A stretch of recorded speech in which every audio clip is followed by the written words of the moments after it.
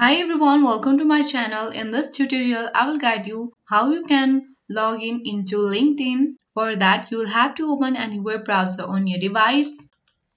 Once you open any web browser on your device, on the top you can see the search bar. Just click on it and you have to type in the URL www.linkedin.com.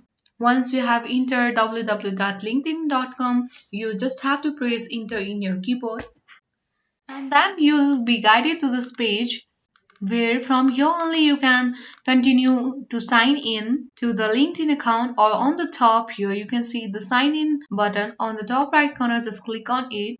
Then it's the same page. You have to enter your credential on this page, your email or phone number, then the password, or else if you forgot your password then you can just click on the password option here and you can reset your password and click on the sign in option to get sign in or log in into LinkedIn.